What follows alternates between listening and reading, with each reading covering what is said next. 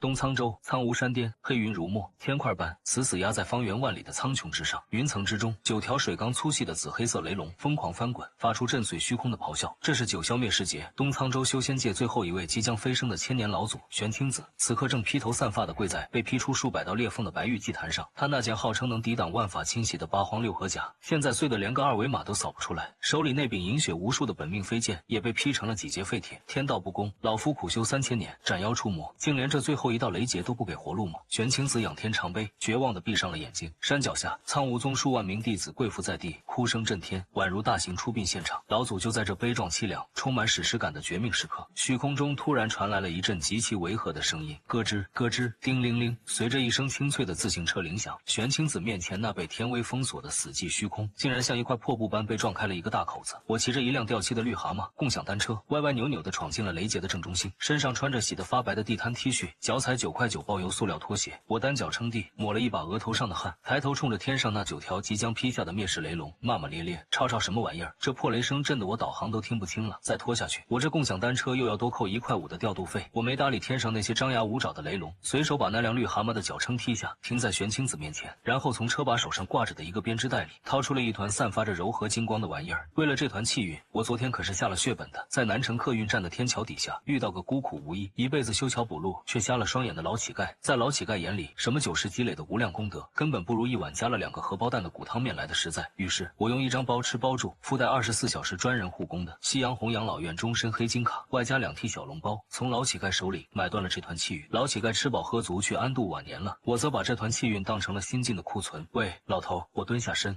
用那团能量虾修仙者钛合金狗眼的金光在玄清子面前晃了晃。我看你印堂发黑命不久矣，这团免死金牌能直接抵消天道杀机，买不买？玄清子感受着那团金光中蕴含的至高天道法则，激动的连灵魂都在疯狂颤抖。天道气运，这是最纯正的天道本源啊！别说度过雷劫，就算原地白日飞升都绰绰有余。前辈救命之恩如同再造。玄清子像抓住救命稻草一样声泪俱下。晚辈愿出苍梧宗金库里的极品灵石10万枚，外加正宗天阶功法3部，换取前辈赐法。我听完脸色顿时垮了下来，嫌弃的翻了个大大的白眼。你有病吧？我毫不客气的喷了回去。极品灵石那玩意儿除了会发光还能干啥？我拿去菜市场买2斤排骨，扫码机能扫得出来吗？还有你那破烂功法，连个国家出版号都没有，拿去废品站人家都嫌纸质太硬，不能当厕纸。少拿这些没用的破烂忽悠我。玄清子被骂得满头大汗，3000年的道心都快崩塌了。极品灵石和天阶功法在东沧州可是能引发血流成河的神物啊，在我眼里竟然不如2斤排骨。轰隆！天上的雷龙似乎对我无视他们的行为感到愤怒，再次发出咆哮。雷光已经压到了2人头顶不足10丈的位置，毁灭的气息让玄清子的皮肤都开始寸寸龟裂。行了，没时间跟你废话，我那单车还有2分钟就跳表了。我不耐烦地指了指苍梧山后方那座闪烁着空间波纹的大阵，我看你宗门后山那个蕴含空间法则的虚空大阵，阵眼不错。我后院菜地里种的西红柿快冻死了，正好缺个自带空间保温效果的温室大棚，拿那个阵眼来换，干不干前辈？不可啊！玄清子还没说话，山下一个长老顶着天威绝望地喊道：那是苍梧宗立派3万年的护宗根基，阵眼若失，苍梧宗将再无宁日。哦，不换是吧？我干脆利落地把气运往编织袋里一塞，抬腿跨上共享单车。那你们慢慢劈，我先去还车了。这雷龙还有3秒就砸下来了，祝你投胎愉快。3下2，换我换。玄清子看着那即将砸碎自己天灵盖的9霄神雷，吓得神魂出窍。去他娘的护宗大阵！老祖我都快被劈成骨灰了，还管什么宗门基业？玄清子当场猛捶胸口，吐出一大口本命精血，双手结印，不顾一切地切断了自己与苍梧山的灵魂羁绊。轰！整个苍梧山剧烈震动，一颗宛如蓝色星辰般璀璨、散发着恐怖空间波动的菱形晶体，硬生生从山体内部被拔了出来，飞到了玄清子手中。前辈，阵眼在此，成交。玄清子双手捧着阵眼，高高举起，早点痛快，不就完了吗？非要逼我催单。我一把抓过那颗无数大能梦寐以求的虚空阵眼，掂量了一下，满意的揣进裤兜，然后我像胡烂泥一样，随手把那团价值无量的9世气运拍在了玄清子的脸上。啪叽，气运入体，天空中那原本狂暴无比、是要抹杀玄清子的9条天道雷龙，突然猛地一僵，他们仿佛在玄清子身上感受到了天道亲爷爷的气息，原本充满杀气的雷光瞬间变成了五彩祥云。9条雷龙不仅没劈下来，反而化作漫天金莲，温顺地环绕在玄清子身边，直接将他的修为推向了仙人之境。霞光万道，仙音阵阵，玄清子飞升了。山下的数万弟子看着这离谱到极点的一幕，大脑彻底宕机。3万年的宗门根基没了，老祖却莫名其妙地成仙了。而此刻这场神迹的缔造者，我正狂踩着那辆绿蛤蟆共享单车的脚踏板，顺着雷劫散开的云层裂缝一路狂飙，让都让，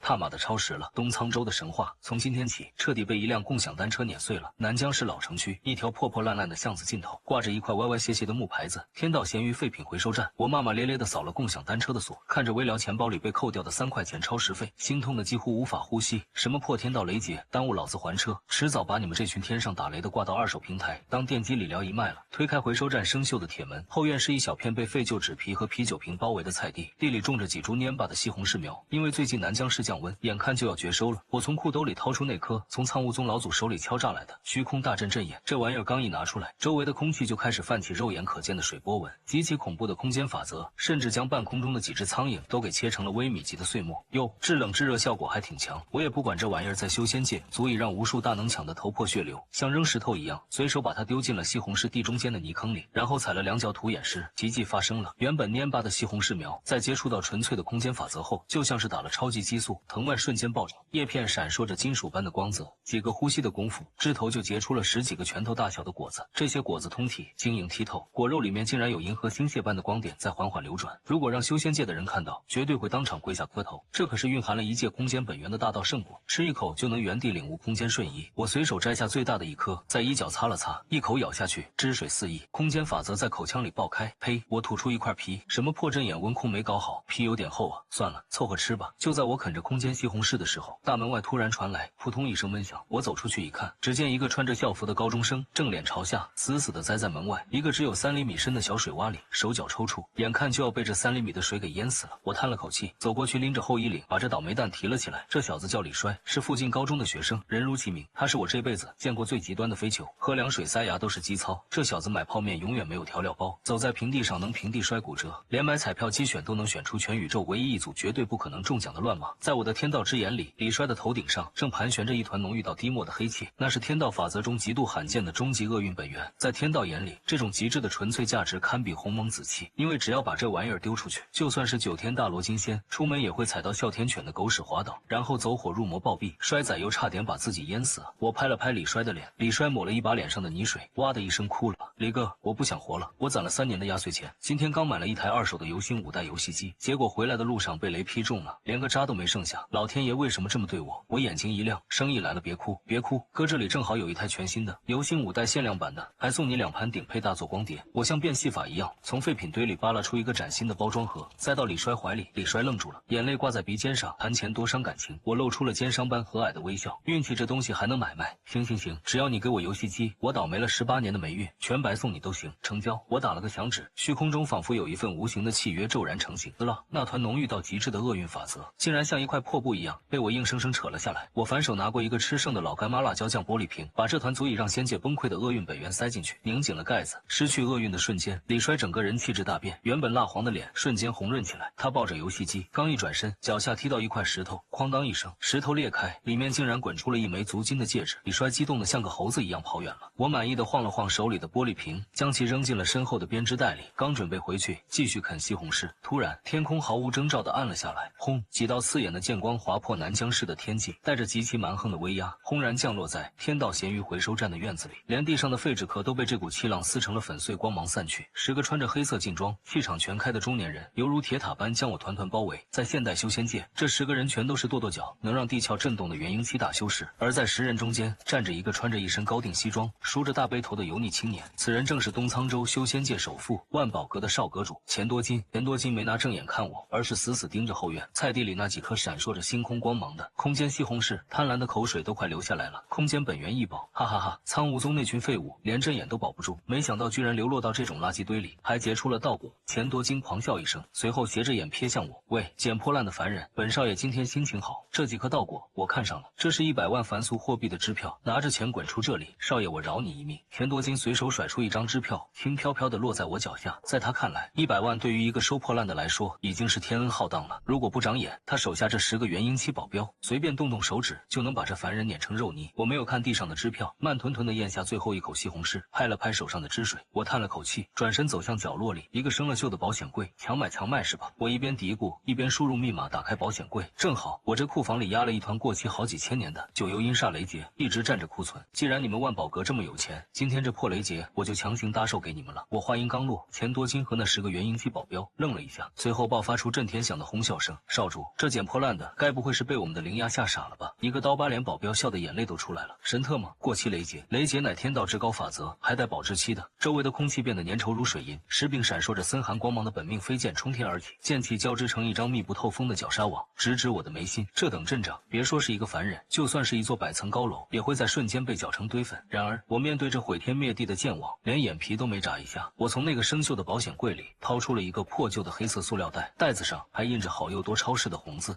本来这玩意儿太危险，我都准备做报废处理了。但既然你们万宝阁这么热情，那我就给你们搞个双重惊喜盲盒套餐。我一边说着，一边打开了那个装有机智厄运的老干妈玻璃瓶，然后把里面那团漆黑如墨的厄运本源一股脑的倒进了装有九幽阴煞雷劫的塑料袋里。接着吧，你们的盲盒。塑料袋在半空中划过一道优美的抛物线，噗嗤，塑料袋破裂的瞬间，没有惊天动地的爆炸，也没有毁天灭地的气浪，只有一股肉眼无法察觉的灰黑色气流，如同复古之居般瞬间扩散，将钱多金和10个保镖牢牢笼罩。就这刀疤脸保镖嗤笑一声，刚想嘲讽，突然哐当一声脆响，刀疤脸猛地一低头，发现自己那柄温养了300年的本命飞剑，竟然在刺破塑料袋后，剑身诡异的拐了个180度的大弯，噗的一声，精准无比的插进了他自己的大腿动脉里。啊！我的剑疯了！刀疤脸惨叫一声，鲜血狂飙。还没等其他人反应过来，飞球厄运配合着阴煞雷劫的恐怖化学反应正式爆发了。这可是连天道都要绕着走的终极倒霉法则。天空中那原本瞄准我的另外9柄飞剑，仿佛集体导航系统崩溃，他们像没头苍蝇一样在空中乱窜了一圈后，竟然齐刷刷的调转矛头，以一种极其诡异且刁钻的角度，纷纷插进了各自主人的屁股、大腿和脚背上。哦，见鬼了！我的神识为什么控制不了飞剑？我的脚趾头啊！10个元婴期大修士此刻像10只被踩了尾巴的猫，在院子里疯狂蹦跶，惨叫声此起彼伏。但这只是开胃菜，那被包裹在厄运之中的过期九幽阴煞雷劫开始发威了。咕噜噜，钱多金原本还在震惊保镖们的自残行为，突然他的肚子里传来一阵震耳欲聋的雷鸣声。钱多金脸色瞬间长成了猪肝色，他惊恐地发现这股邪门的阴寒之气竟然封锁了他的灵力，他现在连运转功法憋住的能力都没有。噗，呲啦，随着一声惊天动地的异响，刀疤脸保镖忍着大腿的剧痛，刚想上前搀扶，结果肚子也是一阵绞痛。噗呲，刀疤脸两眼一翻，也步了后尘，仿佛引起了连锁反应。10个元婴期大修士的括约肌在这股阴煞雷劫面前全部宣告破产。一时间，废品站的院子里噗呲声不绝于耳，场面极其惨烈，生化武器的恶臭冲天而起。哦，我赶紧捂住鼻子，连连后退，一脸嫌弃。卧槽，这过期雷劫的副作用也太恶心了吧！早知道我就不跟厄运掺和在一起了，这纯属生化恐怖袭击啊！钱多金此刻已经崩溃了，他瘫坐在自己制造的污泥中，双眼无神，道心不仅碎了，甚至还长出了绿毛。他引以为傲的修为、财富、地位，在这一刻被拉得一干二净。他终于明白，眼前这个穿地摊货的年轻人根本不是什么凡人，这他妈绝对是某个伪装成捡破烂的远古魔神。钱偶、前辈，钱多金一边吐一边哭着朝我爬过去。我错了，我真的错了，求求你把这倒霉玩意儿收走吧！我捏着鼻子站在3米开外，用一根长长的扫把棍抵住钱多金的肩膀，不让他靠近收走。行啊，但我的出场费和精神损失费怎么算？你弄脏了我这院子，我可是要做生意的。我翻了个白眼，赔我全赔。钱多金像捣蒜一样疯狂磕头，万宝阁的黑金卡给您，里面有1000万极品灵石，只要您收了这神通，我叫您爹都行。打住打住，我嫌弃的挥挥手，谁稀罕你那些破灵石？我连个煎饼果子都买不了，我要点实惠的。我摸了摸下巴，眼神在钱多金身上扫了一圈，我看你老爹也就是那个万宝阁阁主，前几年好像垄断了东沧州所有的天道传音玉简。激战吧！钱多金愣了一下，赶紧点头，对对对，那是万宝阁的核心产业。行，我要你们万宝阁在中州的所有基站控制权。我嘴角勾起一抹资本家的冷笑，我这人做生意讲究下沉市场，等过2天天地灵气潮汐来的时候，我要借用你们的基站给全修仙界发一条带货广告。钱多金傻眼了，发什么广告？这你就别管了，先把基站的密钥交出来，密码用短信发我手机上，快点，我这防毒面具快顶不住了。为了保住自己最后的一点尊严和括约肌，钱多金哭着交出了万宝阁最核心的商业机密。拿到基站密钥后，我打了个响指，盘旋在钱多金等人头顶的厄运黑气和阴风雷劫瞬间消散。10个元婴期保镖和钱多金如蒙大赦，连滚带爬的逃出了废品站，连那几把插在屁股上的飞剑都不要了。看着满地狼藉，我叹了口气，用水管冲了半天院子，搞定万宝阁的基站到手。接下来修仙界的双十一要开幕了，我看着天空中渐渐泛起的不正常的灵气波纹，露出了一个让所有修仙者都会毛骨悚然的微笑。距离南疆市那场恶臭雷劫事件已经过去了1个月，修仙界的天变了，500年一次的天地灵气潮汐终于降临。对凡人来说，这顶多也就是觉得空气清新了点，但对于修仙者而言，而言，这简直是一场覆盖全宇宙的无差别清洗。灵气潮汐会引发天道法则的剧烈共振，导致所有处于瓶颈期的修士都会在同一时间强行引动天劫。据天机阁不完全统计，这场潮汐带来的天劫死亡率高达恐怖的90%。整个东苍州、中州西漠的修仙界全都笼罩在一片绝望的哀云惨雾之中。往日里高高在上的大宗门，现在天天都在忙着给长老和宗主们量棺材尺寸。而就在这修仙界即将大洗牌的生死存亡之际，所有人的天道传音玉简突然同时震动了一下。无论是正在必死关的老怪物，还是正在御剑飞行的散修，都收到了一条强制弹窗的群发短信：中州万魔渊，血月当空，煞气冲天。这里是整个修仙界最让人闻风丧胆的地方。绝命魔教的总坛魔教教主厉天仇正盘膝坐在尸骨堆砌的王座上，眉头紧锁，脸色苍白的像纸。他头顶的苍穹之上已经开始凝聚起暗红色的诸魔血雷，他卡在半步，化神期已经整整100年了。作为杀人无数的魔教头子，他身上的业障厚的能把天道雷达给撑爆，只要这血雷一劈下来，他绝对连骨灰都剩不下。教主，我们布下的99道九幽防御大阵在天威面前撑不过3息啊！一名魔教长老跪在地上瑟瑟发抖。厉天仇长叹一声，眼中满是不甘，难道我厉天仇今日就要殒命于此吗？天道你好狠！就在这时，他腰间的传音玉简震动了一下，厉天仇烦躁地拿起来一看，刚想把发垃圾短信的人抽魂炼魄，但在看清 Pro 版套餐赠送心魔豁免权这几个字时，他的瞳孔猛地一缩，这是何人恶作剧，竟敢拿天劫开玩笑！厉天仇又惊又疑，教主不可轻信啊，这定是正道那帮伪君子的乱我道心的诡计。长老连忙劝阻，然而厉天仇看着天上越来越恐怖的血雷，咬了咬牙，我命都快没了，还在乎什么诡计？死马当活马医。他颤抖着手指点开了那个神秘的链接。与此同时，南疆市天道咸鱼废品回收站电脑屏幕上，正是我利用万宝阁基站搭建的。天道叮咚，您有一条新的后台私信。我点开一看 ，ID 名为狂拽酷霸魔尊的用户发来了一条消息：狂拽酷霸魔尊，老板，你那 Pro 套餐真能抵消心魔和业障，本尊乃万魔渊之主，若敢欺我，定诛你9族。店长陆离清，这边建议您不要吹牛逼呢，我看后台定位，你那边的血雷还有10分钟就劈下来了，诛我9族之前，你先保住自己的狗命吧。狂拽酷霸魔尊，前辈教训的是，前辈我愿出3条中型灵脉，外加魔教一半的宝库，买您的 Pro 版套餐。我撇了撇嘴，灵脉宝库这种修仙界的硬通货，在凡人世界连个微信提现的额度都换不来。我前几天试着用几块极品灵石去楼下小卖部买包烟，差点被老板当成神经病报警。店长陆离，不收灵石和灵脉，太占地方。这样吧，我看你这魔教干的都是些缺德事，想抵消你的业障，得用最纯粹的奉献功德。狂拽酷霸魔尊，前辈需要何物？只要世间有的，本尊去抢也给您抢来。店长陆离，不用抢，把你们魔教的镇教圣物万魂幡发过来，我正好缺个大号的电文拍。厉天仇看着玉简上的回复，差点一口老血喷出来。万魂幡那可是魔教历代教主温养了万年的凶兵，里面封印着10万厉鬼，随便摇一下就能让一座城市化作死地。这前辈居然要拿去当电文拍，这是何等的侮辱，这是何等的……卧槽！雷劈下来了，轰！一道水缸粗细的血雷擦着厉天仇的头皮劈在王座旁边，直接把半个万魔渊炸出了个大坑。给前辈，万魂幡给您，求速发货！厉天仇吓得魂飞魄散，当场解除与万魂幡的血之契约，通过玉简的远程传送阵功能，将万魂幡邮寄了过来。叮咚，您收到一件快递，战损版万魂幡。我从电脑光驱里抽出那杆阴气森森、鬼哭狼嚎的黑色大幡，满意的点了点头。行吧，这买卖不亏。我从旁边的抽屉里翻出了一张皱巴巴的红色荣誉证书，这是我昨天花了50块钱从路边一个扫地大妈那里买来的，南疆市环卫局30年杰出奉献奖。在我眼里，这大妈30年如一日，起早贪黑，清扫街道，从不抱怨。这种最朴素、最纯粹的凡人奉献值，在天道的评级系统里，简直就是洗涤业障的无上圣物。我随手将那张证书扫描，化作一团散发着柔和白光的奉献功德球，顺着网线给厉天仇发了过去。店长陆离发货了，查收一下，直接糊脸上就行，记得5星好评哦。亲万魔渊，厉天仇看着玉简里弹出来的那团白光，整个人都麻了，让他体内的无边业障瞬间像积雪遇到烈阳般消融。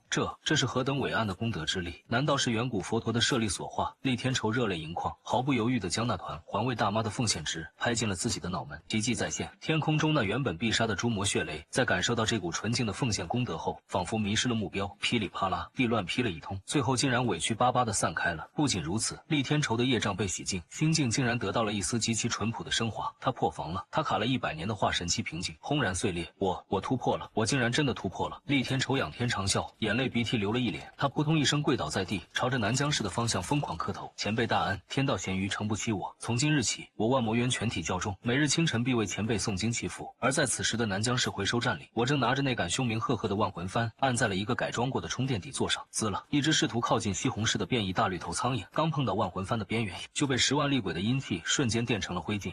除虫效果还不错，就是这鬼哭狼嚎的声音有点吵。我拍了拍手，重新坐回电脑前。这魔教教主只是个开胃菜，真正的大客户还在后头呢。因为我的后台私信，此刻正在被一个头像是断剑的用户疯狂轰炸。太上剑尊店长在下乃东仓剑宗宗主，剑心破碎，走火入魔，即将被万剑穿心之劫毁灭。求 Pro 版套餐，我愿抵押剑宗祖师祠堂。太上剑尊店长在吗？救命啊！我不想死啊！太上剑尊店长理理我，我连老婆都跑了，我不能再失去剑道了！呜呜呜！看着这条透着一股浓浓舔狗气息的求救，那是我上周去大学城收破烂时，用一顿路边摊小烧烤，从一个被校花当了4年备胎，最后惨遭抛弃的失恋大学生那里换来的绝对纯爱之心。啧啧，正道剑尊是吧？修的太上忘情是吧？我露出了一个魔鬼般的笑容，点击了发货。东沧州凌霄剑宗，这里是正道魁首的清修圣地，万座剑峰高耸入云。然而此刻，最高的主峰太上峰却在一阵阵恐怖的剑气乱流中摇摇欲坠。剑宗宗主号称东沧第一剑的太上剑尊，正跪在祖师祠堂前，痛苦地嘶吼着。他的情况比魔教教主还要惨。魔教教主是被天雷劈，而他是被自己的剑反噬。100年前，他为了追求那虚无缥缈的太上忘情之境，强行斩断了与道侣的情丝。结果道侣心灰意冷，当着他的面跳了轮回海。从那一刻起，他的剑心就出现了一丝裂痕。今天灵气潮汐引发了天劫共振，那被他强行压制了100年的绝情反噬劫彻底爆发了。他体内蕴养的千万道本命剑气，此刻全都化作了最怨毒的催命符，疯狂地切割着他的经脉和元神。只要再过半炷香的时间，这位绝代剑尊就会被万剑穿心。难道忘情真的是错的吗？太上剑尊咳出一口金色的鲜血，绝望地看着御剑屏幕，伴随着一阵奇异的空间波动，一个散发着粉红色光芒，还带着点廉价塑料感的水晶玻璃心从玉简里掉了出来，刚好砸在太上剑尊的脑门上。太上剑尊愣住了，这是何等法宝？粉色的。还没等他反应过来，那颗绝对纯爱之心就化作一道粉红色的流光，强行钻进了他的眉心。轰！太上剑尊的大脑里瞬间被塞进了那个失恋大学生4年舔狗生涯的全部记忆。下雨天在女生宿舍楼下等了5个小时，只为送一杯热奶茶，省吃俭用半年，只为给女神买一个名牌包，却看到女神坐上了富2代的跑车，最后在烧烤摊上哭得撕心裂肺，大喊着我再也不相信爱情了。这种极其惨烈、极度悲愤，却又纯粹到没有一丝杂质的终极失恋顿悟，宛如一柄无形的大铁锤，狠狠地砸在了太上剑尊那布满裂痕的太上忘情剑心上。咔嚓，原本的剑心碎了，但是下一秒，在绝对纯爱之心的重塑下，一颗崭新的闪烁着刺眼光芒的斩情剑心凝聚而成。太上剑尊猛地睁开双眼，2行清泪滑落，他悟了，他彻底悟了，什么太上忘情那都是逃避，真正的剑道巅峰是经历过极致的舔狗之痛后那大彻大悟的决绝。心中无女人，拔剑自然神。太上剑尊仰天长啸，声如龙吟，他体内暴走的万千剑气在这一刻瞬间被驯服，化作一条浩浩荡荡的剑气长河，直冲云霄，竟然生生的将天上的绝情反噬劫给搅成了碎片，突破大成期圆满，半步仙人境。整个凌霄剑宗的弟子都傻眼了，他们看到宗主不仅没死，反而修为大进。只是宗主那冲天而起的无敌剑意中，为什么带着一股浓浓的单身狗的悲愤与凄凉？他信守承诺，毫不犹豫地将整个凌霄剑宗最神圣的祖师祠堂连带着地皮一起挖了出来，通过玉简传送给了我。南疆市回收站，轰隆一声巨响，一座古色古香、雕梁画栋的巨大祠堂稳稳地落在了废品站后院的空地上。我被震得一激灵，嘴里的西红柿差点喷出来。我推开头，不错不错，这大平层，这实木结构，稍微改造一下，正好能当我的2手豪车库。以后收的那些非洲战车什么的，就不怕风吹日晒了。我直接把祖师祠堂的牌匾给摘了，换上了一块自己手写的纸壳板，路是废品2手车停放专区。如果让太上剑尊看到这一幕，估计刚重塑的剑心又要崩碎一次。就无论是正道大侠魔门巨擘，还是妖族大圣，只要遇到过不去的坎，第一时间就是打开玉简找陆店长。而我也借此清理了大量的不良资产，并且赚得盆满钵满。我的废品站里现在堆满了修仙界大能抵押过来的各种破烂，比如妖帝的万妖皇座，被我加上几个轮子改成了豪华人体工学电竞椅。至于什么仙气神丹，更是被我论斤卖给了废品收购站的同行老王。老王现在天天吃仙丹，力大无穷，一个人能扛起一辆大卡车。在我以为自己可以安心躺平，继续当我的宇宙第一倒爷时，意外发生了。这场波及整个华夏修仙界的灵气潮汐，不仅引动了天劫，还把世界另一端的一群老怪物给弄醒了。西方不列颠某座古老的地下古堡内，一口封印了3000年的黄金棺材被缓缓推开，一个脸色苍白、长着2颗獠牙、穿着燕尾服的俊美男子坐了起来。他深吸了一口气，闭上眼睛，感受着空气中躁动的灵气。啊，这迷人的灵气复苏的味道！华夏那边的古老结界终于松动了，吸血鬼始祖德古拉复苏了。不仅是他，狼人始祖、黑魔法公会的太上长老，甚至还有几位堕落大天使，都在同一时间睁开了眼睛。他们觊觎华夏修仙界那丰厚的灵气和资源，已经几千年了。如今华夏修士刚刚经历灵气潮汐的洗礼，正处于最虚弱的虚弱期，这简直是天赐良机。传我命令，黑暗议会全员集结，目标东方华夏。德古拉舔了舔嘴唇，眼中闪过一丝嗜血的狂热。不到3天时间，铺天盖地的西方黑暗生物乘坐着被黑魔法加持的幽灵船和古龙，直接跨越了大洋，悍然入侵华夏修仙界。由于华夏修士刚刚度过大劫，元气大伤，防线瞬间崩溃。东海沿岸的几十个修仙宗门，在短短半天内就被黑暗大军夷为平地。万宝阁少阁主1000多斤，此刻正满身是血地，躲在一个隐蔽的地窖里，手里死死攥着那块传音玉简录。那群西方的蝙蝠精和狗头人打过来了，他们用的那种黑暗魔法极其邪门，竟然能免疫我们华夏的天道法则。我的法宝打在他们身上根本没用啊！1000多斤对着玉简疯狂呼救，其实不用他喊，我已经看到了，因为就在5分钟前，一只不长眼的西方古龙竟然在南疆市上空盘旋，一口黑炎喷下来，差点烧到了我辛辛苦苦种出来的空间。西红柿这还得了？我怒了，一脚踹开废品站的大门，看着天空中黑压压的西方黑暗大军免疫华夏的天道法则，好大的口气！我冷笑一声，转身走向自己那个生锈的保险柜。我可是记得自己库房最深处压着一批连天道都不敢随便用的绝对死劫，这批货因为威力太大，动不动就能劈碎空间，导致在修仙界根本卖不出去，一直滞销了几万年。既然你们这么喜欢抗拒天道，那就让我看看你们这群西方的破烂神明能不能扛得住这几万年的库存清仓大甩卖。我拉开保险柜的暗格，爆出了一个布满红色封印条里散发着毁灭气息的巨大铁盒子，铁盒子上写着4个大字：最强紫霄神雷天法。今天老子给你们包邮送到家。南疆市上空，黑云遮天蔽日，西方黑暗议会的远征军犹如一片腐臭的乌云，压在华夏修仙界的领空上。为首的一头体长100丈的巨大古龙背上坐着吸血鬼始祖德古拉和几名穿着黑袍的黑暗大魔导师。华夏修士不过如此，他们那套所谓的天道法则，在我们的黑暗深渊魔法面前，简直就像纸糊的一样脆弱。德古拉摇晃着手里的一杯鲜血，优雅地品尝着，眼神中满是轻蔑。确实，东西方法则体系不同，华夏修士讲究顺应天道，借用天地灵气，而西方黑暗魔法则是掠夺和腐蚀。华夏修士的法术打在他们身上，威力会因为法则不兼容而大打折扣，这让他们在初期的入侵中占尽了便宜。始祖大人，下方有一处微弱的灵力波动，似乎是个凡人的院子。一名吸血鬼伯爵指着下方的天道咸鱼回收站说道：“那院子里种的几颗红色果子，竟然散发着浓郁的空间法则。”德古拉眼睛一亮，贪婪之色顿显空间道果，连凡人都能种出这种神物，华夏果然遍地是宝去，把那果子给我摘上来。院子里的人抽干鲜血做成血奴，致使几只长着蝙蝠肉翼的高阶吸血鬼发出一阵刺耳的尖笑，如同黑色闪电般朝着废品站俯冲下去。佛子看着天上俯冲下来的吸血鬼，眼神像是在看一群不知死活的智障。跨国抢劫抢到我头上来了，真当我不懂国际法是吧？我没有躲闪，而是慢条斯理的从兜里掏出了一个小巧的2维码扫码枪，对着那个巨大的铁盒子上的封印条滴滴扫了一下，验证通过，强行激活最强紫霄神雷，检测到目标群体非本土户籍，非法入境生命体，开启跨国免邮倾销模式。没有惊天动地的巨响，只有一种让人灵魂彻底冻结的死寂。在那一瞬间，整个南疆市甚至整个东沧州的天空都被一种极其纯粹极其刺眼的紫色光芒所取代。那不是普通的雷，那是蕴含了天道最本源的抹杀意志的紫霄神雷，是哪怕在远古洪荒时期也能劈死大罗金仙的绝对死劫。这玩意儿因为造价太高，威力太大，极容易引发界面崩塌，被天道本源当成不良资产给打包扔进了我的库房，这一压就是几万年。如今这积攒了几万年火气的滞销品终于找到了宣泄口。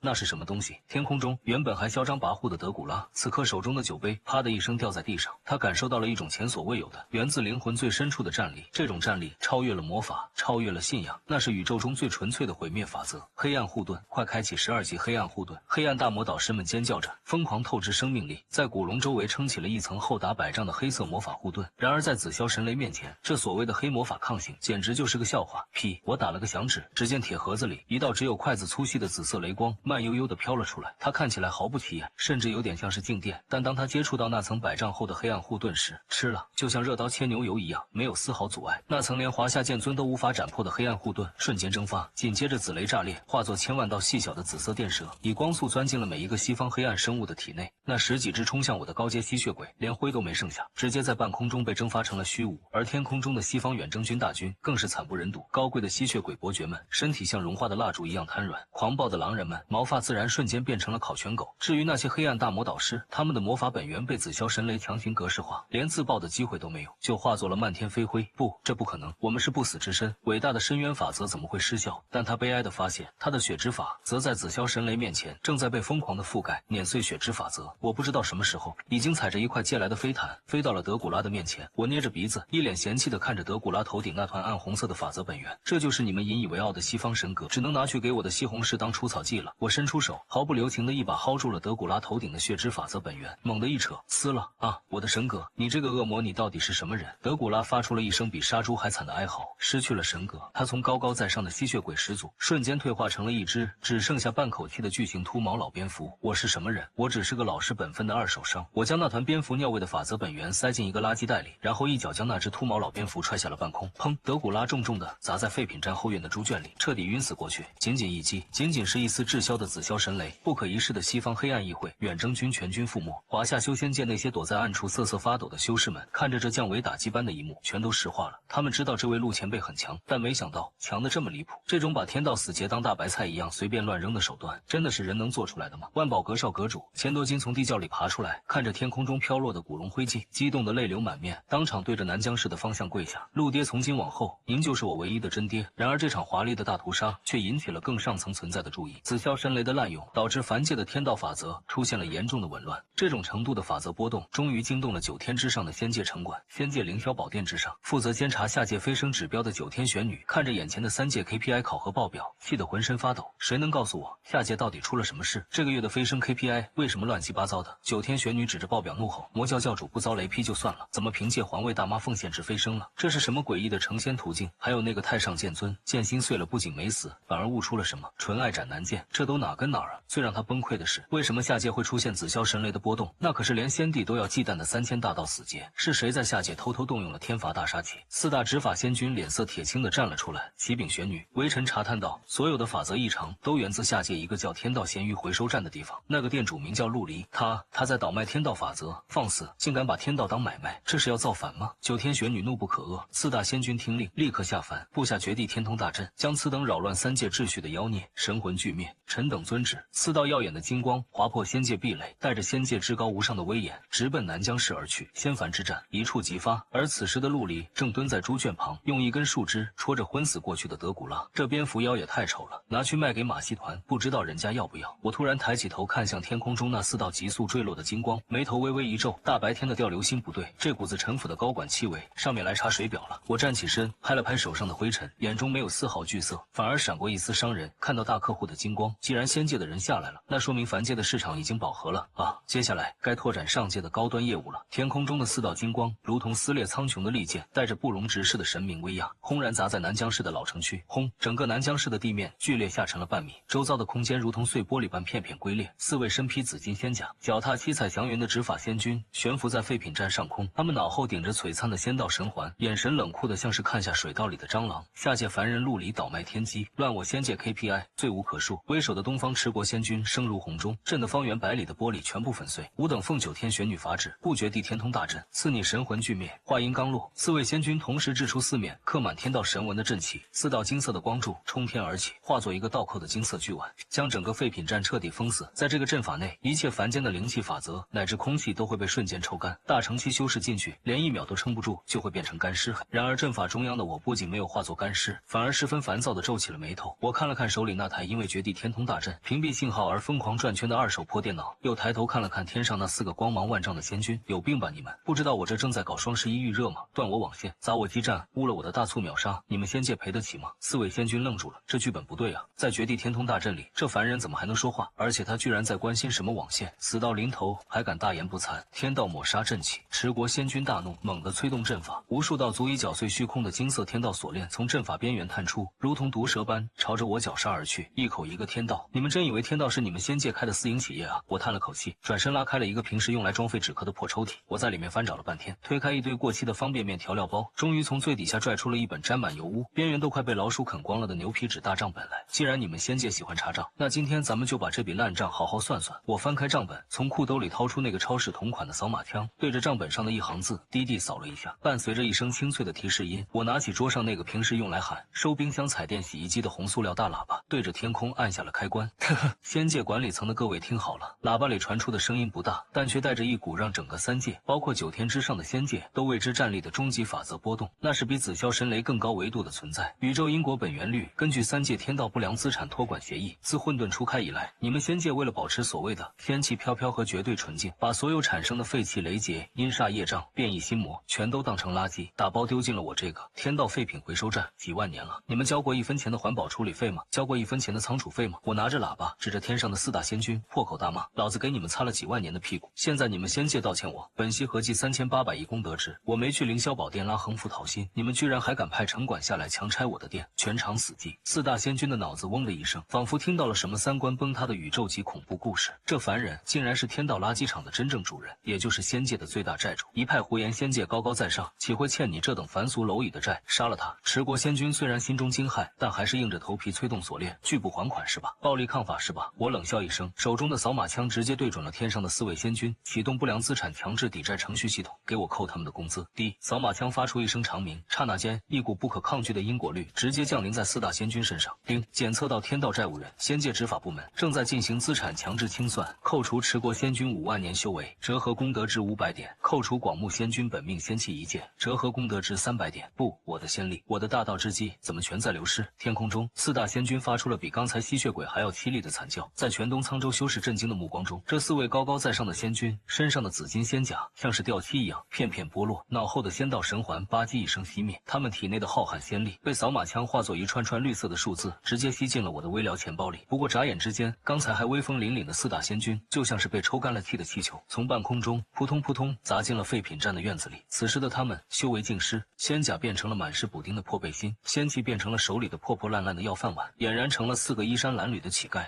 你到底对我们做了什么？持国仙君瘫在地上，看着手里只剩半截的打狗棍，哭得像个300斤的孩子。没什么，只是把你们这几万年的修为当成利息扣了而已。不过你们放心，仙界的债太大，你们4个就算卖身打工1万年也还不清。我走到他们面前，随手把4个印着天道咸鱼速递的红马甲扔在他们脸上。从今天起，你们4个就在我这儿干快递打包员，包吃包住，没有五险一金，每个月工资拿去抵债，敢偷懒我就把你们扔进万魂幡里，给厉鬼当夜宵。4大仙君看着旁边那个正在滋滋冒着电光，里面还封印着几万只厉鬼的万魂幡电文拍，吓得当场跪地磕头。老板，我们一定好好干，我们最擅长打包了。解决完城管，我抬头看向了9天之上，我的目光仿佛穿透了重重云层，直接看到了仙界凌霄宝殿里正吓得瑟瑟发抖的9天玄女。仙界凌霄宝殿疯了，她居然连因果律都能扫码。9天玄女看着4大仙君1秒变快递员的画面，吓得花容失色。快关南天门，切断仙凡通道，千万不能让那个奸商上来。众仙家慌作一团，正准备封死仙界。然而就在这时，凌霄宝殿的中央突然毫无征兆地撕裂开一个巨大的空间黑洞，我的脸通过这个黑洞的全息投影，无比清晰地出现在了所有仙人的面前。我手里还端着半碗没吃完的加蛋骨汤面。关门干什么？大家都是生意人，和气生财嘛。我吃溜了一口面条，对着凌霄宝殿咧嘴一笑。我看你们仙界最近 KPI 下滑的厉害，不如这样，我这有个天道咸鱼仙界版企业级入驻企划书，只要你们仙庭全体注册，成为我们 APP 的星级商家，把你们库存的什么9转金丹、蟠桃仙气都挂上来，搞个100亿补贴，我不但免了你们的债务，还给你们引流，怎么样？你这是痴心妄想！我仙界至高无上，岂能做这种倒买倒卖的商贩勾当？一名老神仙怒斥道：“哦，不答应啊！”我放下汤碗，叹了口气，拿起了手里的扫码枪，对准了黑洞。那我只能启动仙庭破产清算程序了。第一步，先把你们凌霄宝殿的承重柱拿去下界熔了，打成平底锅卖废铁。慢着！9天玄女尖叫一声，连滚带爬的冲到投影面前，一把按住了老神仙的嘴，然后对着我露出了一个极其谄媚的打工人的讨好笑容。陆总、陆老板，有话好商量。入驻，我们全员入驻，请问扫哪个码下载 APP？ 我们仙庭还可以提供天兵天将作为包邮的专线物流团队，保证服务态度好评如潮。半年后，修仙界彻底变了样，天空中不再有修士御剑飞行打打杀杀，取而代之的是穿着黄马甲的天兵天将，踩着风火轮在云层中疯狂穿梭送快递。太上剑尊成了天道咸鱼情感咨询板块的金牌导师，主讲从舔狗到剑神的99个顿悟课程卖的脱销。魔教教主厉天仇带着手下转型成了环保除魔卫队，每天四处收集业障，换取大妈奉献值来提升修为。魔教驻地甚至挂上了东沧州文明卫生宗门的锦旗。而西方的黑暗议会在那次紫霄神雷打击后，残存的吸血鬼和狼人被彻底收编。德古拉现在是天道咸鱼废品回收站的保安队长，每天的工作就是看着大门，顺便用他的吸血鬼体质给我的空间西红柿当全自动生物除虫机。南疆市老城区的巷子尽头，我躺在价值连城的万妖皇座改装的电竞椅上，旁边是端着冰镇西瓜伺候的持国仙君。我拿着手机看着屏幕上后台显示的3届总注册用户破万亿，今日流水300兆极品灵脉的数据，百无聊赖的打了个哈欠。